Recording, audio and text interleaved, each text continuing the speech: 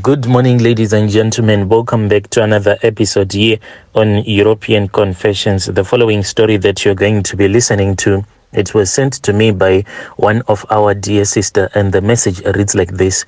Hello, my brother, how are you? Can you please post my own story as hidden identity? So my story is about the day that I gave my life to Jesus Christ. I never went to any church to receive Jesus Christ as my Lord and personal Savior, but I did this in my bedroom at home.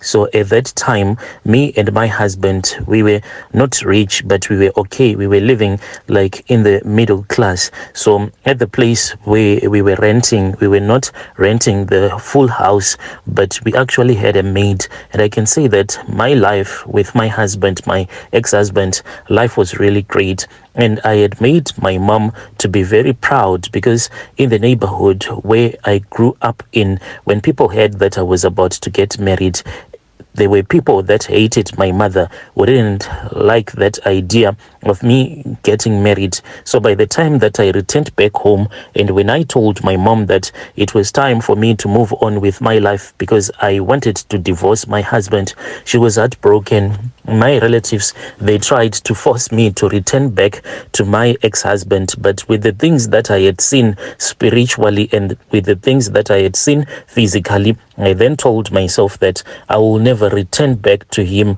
for this was a spiritual battle that was taking place, for I had seen him trying to sacrifice my daughter, and I had seen him also trying to sacrifice my daughter even when I was having all of these several visions that I kept on having. And what hurt me was that by the time that I walked away from my marriage, I had not realized that I was pregnant. So by the time that I informed my ex-husband relatives that when I left him, I was pregnant, they all thought that maybe I had gone around sleeping around with different men. And now that he was a multimillionaire, I wanted to pin this pregnancy on him. And they told me that he had refused this baby, and he had said that the child that I was carrying, it was not his child. I had made love to another man who had impregnated me, so I was supposed to return with that pregnancy to that man who had impregnated me. The reason as to why I had dumped my husband, it was not because he was a cheater or something like that, but I started to have dreams, and I think that it was the Holy Spirit that was showing me everything that was going on in my own home. So I would have a dream, and in this dream, sometimes I would even wonder if this vision would be happening in real life, because when my husband and I will be sleeping late at night in our bedroom, I will actually hear my husband waking up from the bed and tiptoeing out of the bedroom, but I'll suddenly find myself following him, and then we would go to the kitchen together, but my husband would not see that I'll be watching him. Then when we were in the kitchen, suddenly out of nowhere, this other traditional healer will just appear, and that traditional healer on this particular day, he then gave my husband this other red cloth, and he told my husband that he was supposed to go into my daughter's spare room, where she used to share that spare bedroom with our maid, and he was supposed to place that red cloth on top of her private part, and he had to take a knife from the kitchen, so he had to cut off, like, the flesh on top of the private part, because that is what was needed for the rituals. He was then given this other clay pot, and after he would have mutilated our daughter's private part, he was supposed to abuse her. And after having sexual intercourse with her, soon after doing that, he had to take that clay pot, and then he had to masturbate himself until he would have ejaculated into that clay pot. And these were the things that were needed for the rituals. So I followed my husband until he had gone to the bedroom, and he did this evil act, but he did this when I was caught up in a vision. And each and every time when I would wake up, when I would try to tell my husband that these were the visions that I was having, and I wanted to ask him if he knew anything about this traditional healer, or if he had anything to do with that particular traditional healer. But each and every time, I swear to you that when I would try to tell my husband the things that I was seeing in these several visions, then all of a sudden I'll forget everything. I will totally forget the whole vision that I would have had. Then as time went by, my brother, that was when I started to see that these things, they were actually happening in reality. So I then felt the need to find this other Bible that I had. You know that even if you are not a Christian, but somewhere in your house, you'll be having a Bible. I was once given this other Bible by my mom, and at that time, I had totally forgotten where this Bible was at. So on that night, when I had this terrible vision of my husband abusing our daughter and then mutilating her private parts, I then took that Bible after I had looked around for it. Then I started to read the Bible, and I started to read the Bible. It then happened that there was this other night when my husband wanted to sacrifice my daughter. It happened in real life. So he brought his traditional healer with him. I actually had his car driving into the yard. So they came into the house, him and his traditional healer. I actually felt that traditional healer, he was busy sprinkling his charms around the house, making sure that I can fall into a deep sleep. And indeed, I fell into a deep sleep, even though I could actually hear even though I could actually hear all the movements that were happening in the house, but I could not wake up. I had them walking to my daughter's spare bedroom, and that was when I suddenly saw a shining light, and it was very brilliant. And then that shining light, it woke me up from that deep sleep that I was in. Mind you, at that time, I had not yet even started to go to church. I was just praying in my own home, and I then felt this energy to go straight to my daughter's bedroom because I knew that there was something that was taking place there. I rushed over to my daughter's spare bedroom, and when I arrived there, I caught my husband in the act. The traditional healer was busy sprinkling some charms on my maid as well as on my daughter. I screamed at my husband because I saw that he had already started undressing himself so that he can abuse our daughter. I screamed at him and he screamed back at me. Then that traditional healer then said that your charms, they are not going to work. And he was speaking with my husband, and he said that the oath had already been broken because I was not supposed to see him in such a state. So my brother, then that traditional healer then said to my husband, you need to follow me so that we can go back to my shrine so that we can correct this oath that has been broken. When they were walking out of my house, I followed my husband and this traditional healer, and I was screaming at him, threatening to get him arrested. But suddenly he turned around. This was when we were outside. He turned around, and I didn't think that he was going to do that. He punched me straight into my face, and he punched me right on my eye, and I just fainted. And by the time that I woke up, my eye was so swollen and it was really painful. My husband was nowhere to be seen. Then I packed my bags and I took my daughter. Then I left my home. That is how I got divorced from my husband. Later on, my husband sent his own relatives, and they were to inform me that my husband wanted us to get a divorce. My mother, she was disappointed because me being married to my husband, she was actually proving her neighbors, and she was proving them wrong because everyone thought that I would never be able to get married.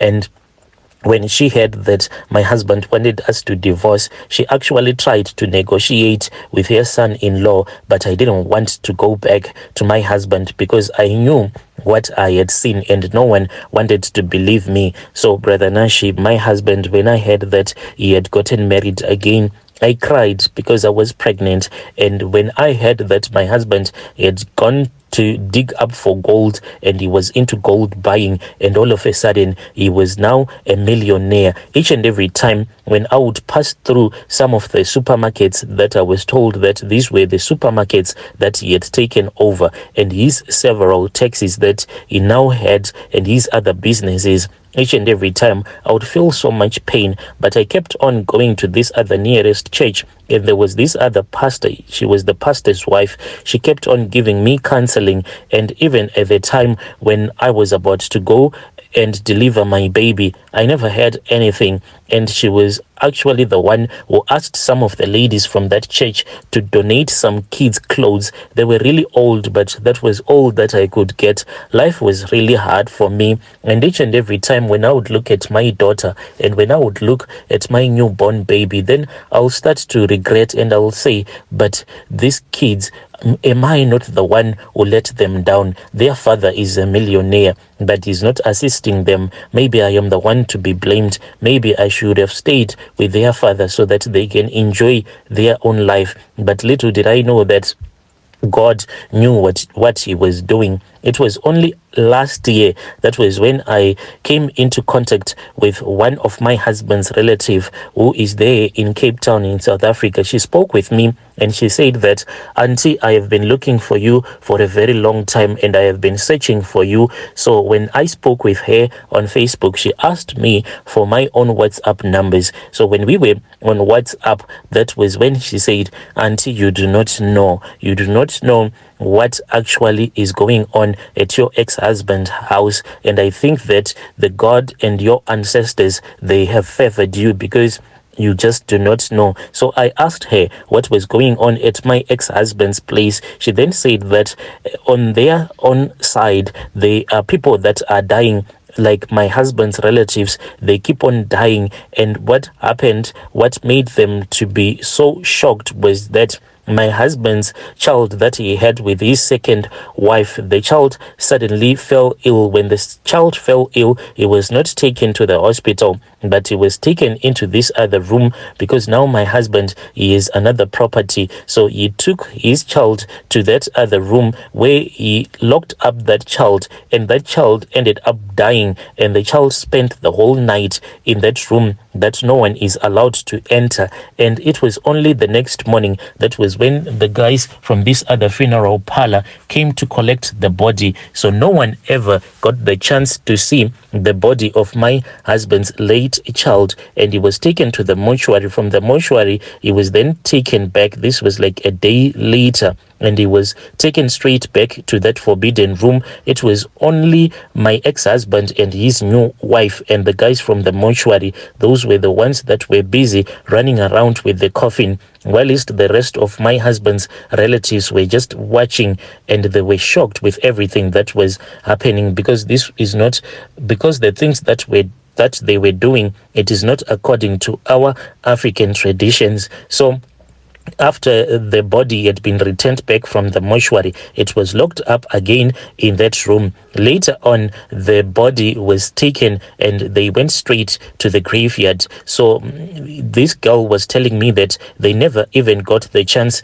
to do the body viewing. So they were not even sure what exactly were they burying. And she was saying that people are dying from my husband's family side. She said that people are dying left, right, and center. And each and every time when someone dies in the family, my husband will actually spend a lot of money as if there is a party that is going on. So when I heard this story, my brother, and when I confirmed to see that indeed this is what is going on, I told that sometimes when my husband, I was told by my ex-husband's relatives that sometimes when they visit him at his mansion, then him and his wife, then sometimes they are not allowed to sleep in the bedroom, and throughout the night, even though this bedroom, it will be empty, but it will feel as if there are people that will be busy fighting in my ex-husband's bedroom. So my ex-husband and his new wife,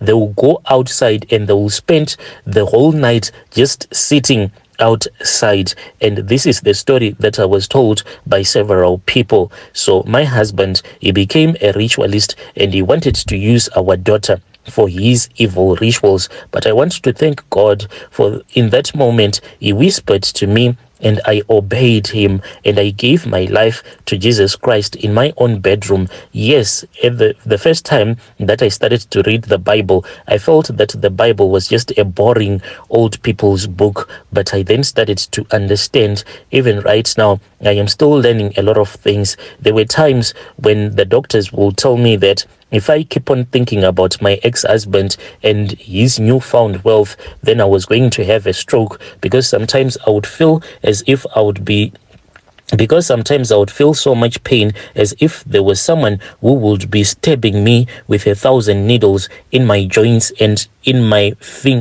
because sometimes I would feel as if there was someone that will be stabbing me in my joints with 1,000 needles. That is how much pain I was in because of the stress. Whenever I would pass through my husband's several supermarkets, I'll keep on regretting and actually telling myself that I was such a foolish woman who had destroyed her own home because of the visions that I had had when I was still with my husband. But many years later, I found myself thanking God and rejoicing, for if I was the one who was still married to my husband, then I would have lost my daughter. But I thank God that God actually came to my rescue. I just want people to listen to their inner voices, because you never know what your partner is planning.